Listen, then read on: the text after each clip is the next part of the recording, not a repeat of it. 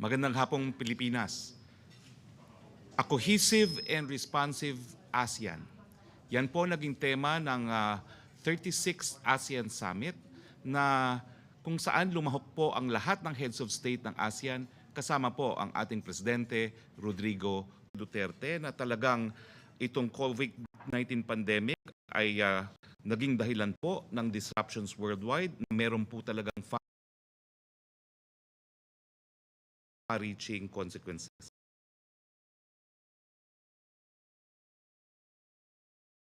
Kinakailangan, sabi ni Pangulo,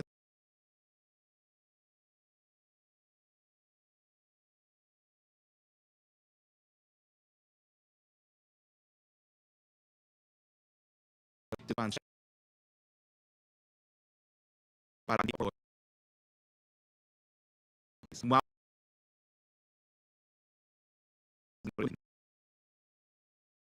sistema. Kasama nga sa mga vulnerabilities sa sinabi ng Presidente, ang mga limitasyon ng ating healthcare at ang ating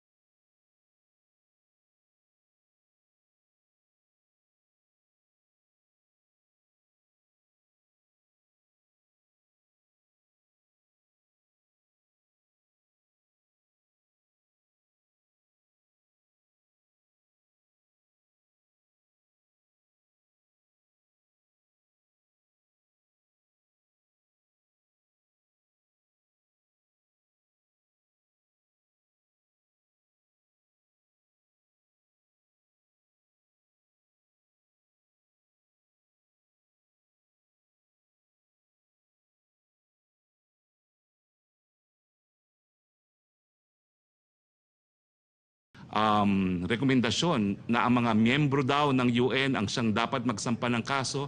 Unang-una po, meron po kami mga gumaganang institusyon, meron po kami mga piskal, meron pong mga hukuman na gumagana. Wala pong kahit sinong nagsasabi na hindi po gumagana ang sistema ng hudikatura at ng katarungan sa Pilipinas. Pangalawa, hindi po kinakailangan maghimasok ang mga dayuhan dahil meron po kami mga batas dito sa Pilipinas.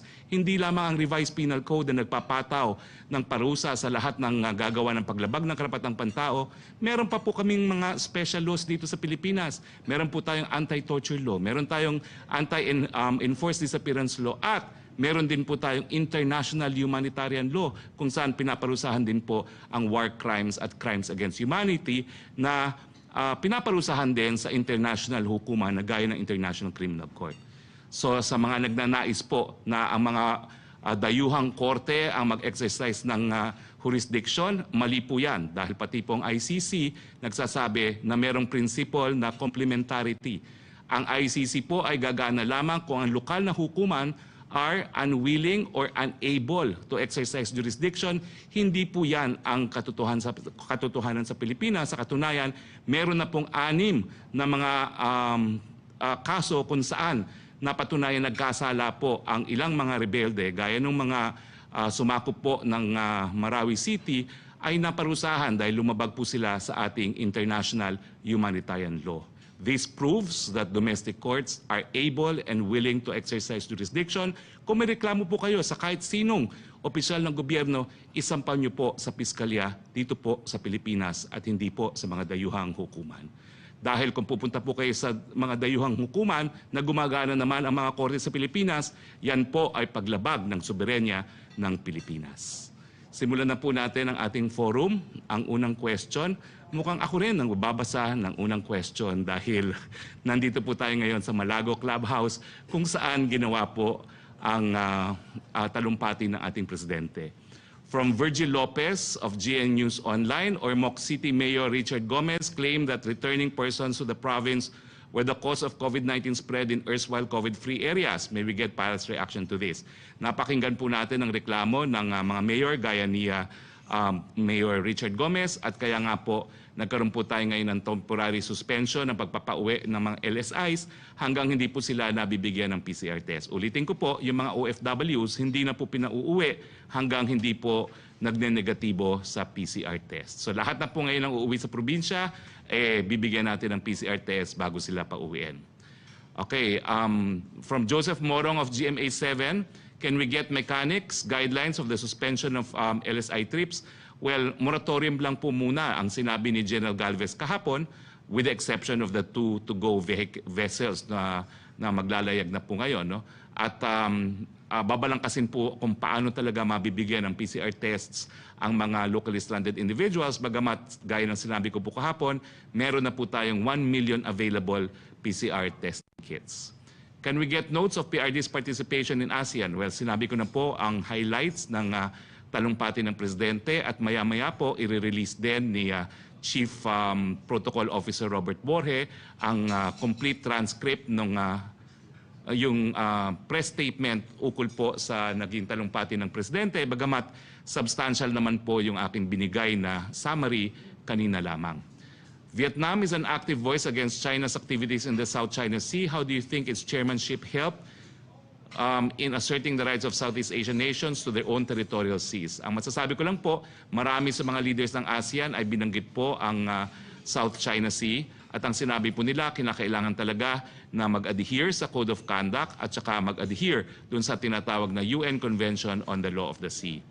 From Chrissy Aguilar of Inquirer.net, can we get Palace reaction on UN's call to its member states to impose sanctions against Philippine government officials who have supposedly committed, incited, or failed to prevent human rights abuses in the country? Sinagot ko na po yan. Kung meron po kayong demanda laban sa kahit anong opisyalis ng Pilipinas, idemanda nyo po sa Pilipinas, dahil kung dadalhin nyo sa labas at gumagana naman po mga hukuman sa Pilipinas, yan po isang paglabag, matinding paglabag sa soberenya ng Pilipinas, dahil criminal jurisdiction always forms part of sovereignty. From Pia Ranado Frappler, how will ASEAN countries help each other's economies grow amid the pandemic? Walang panawagan po ay mas paintingin pa ang economic integration at sa pamamagitan po ng economic integration, naniniwala sila na magkakaroon tayo ng hindi lang better supply chain para sa mga pangangailangan natin, kundi mas mapapabilis po ang recovery ng mga ekonomiya dito po ng mga bansang miyembro ng ASEAN. Is the Philippines considering travel bubbles between among other Asian countries? Well, hindi pa po siguro travel bubbles, pero may dalawang mga head of state po na nagbanggit na dapat simulan ng pag-uusap dun sa business travel subject to health restrictions. From Trisha Terada, mahirap pala ito na ikaw na ang nagbabasa ng question, ikaw pa sumasagot, no? Parang bista sa hukuman minsan na ako taga-tanong at taga-sagot din. Anyway, from Trisha Terada of CNN Philippines, what concrete measures did ASEAN countries agree with in terms of battling COVID-19? Well, linunch po nila dito sa 36 Summit yung tinatawag na ASEAN COVID-19 Fund, no? At ito po yung pangunahing sandata, no, para labanan itong COVID-19, at nagkaroon din po ng consensus dun sa talumpati ng mga ASEAN heads of state na dapat magkaisa sa paghanap ng pagdevelop ng vaccine at para masiguro na kung meron kang vaccine na madedevelop, ang lahat po at hindi lang mga mayayamang bansa ang makikinabang dito sa mga vaccine. How are ASEAN nations looking after the welfare of Filipinos in their countries amid the pandemic? Well, meron naman po tayong tratado, no, na lahat po ng ASEAN countries ay meron pong minimum standards na dapat ibigay sa mga overseas workers po dito sa ASEAN. From Arian Meres of ABS-CBN Online, will or did the Philippines make any specific pledge of help to any ASEAN country in the fight against COVID-19? What did we promise and to which countries? Did any country make any specific pledge of help to the Philippines in terms of addressing the pandemics? Wala pong specific na piniledge at wala naman pong ibang specific pledge ang ginawa ang kahit sinong member country ng ASEAN dito po sa plenary session. Yung mga bagay-bagay na po yan, dinidiscuss po yan sa level po ng mga Secretaries of Foreign Affairs. So yung mga detalye po kung paano mai-implement yung mga pulisiya at mga deklarasyon na pinagkasunduan ng mga heads of state, yan po ay babalangkasin sa level po ng mga Secretaries of Foreign Affairs. What country or countries and what kind of help? Okay, from Juan Villaviray of Asahi Shimbun, how was the South China Sea taken up during the meeting? Sinagot ko na po yan, yung Code of Conduct po at saka adherence to the 1982 UNCLOS. Apart from the Philippines and Vietnam, which other countries mentioned the issue and what was the point they raised? I think kalahati po ng lahat ng heads of state mentioned the South China Sea. I'm just not sure about the actual number. I will go over the transcript and see, but I'm sure minimum 5 raised the issue. Was there a specific mention of the new administrative areas China established in the area and its plan to establish an air defense identification zone there? No mention po other than adherence to the rule of law. About COVID-19, was there discussion about reopening borders and resuming international flights between ASEAN countries? Well, may mga pangunang mensahe na po na dapat siguro buksan na ang mga teritoryo within ASEAN for business travelers subject to health restrictions. From Francis Wakefield of Daily Tribune, can we get an update sa meeting ng IATF kahapon? Binigay ko na po ang highlights ng mga naapruban. Ang pinaka-importante po ay pauuwi natin ang mga labi ng lahat ng namatay na Pilipino sa Saudi Arabia at iba pang lugar, kasama na po yung mga namatay dahil sa COVID. May decision na po ba sila if ever Metro Manila will graduate from GCQ to MGCQ? May rekomendasyon na po, pero this is subject to review by the President. Okay, so anyway, the President will announce on or before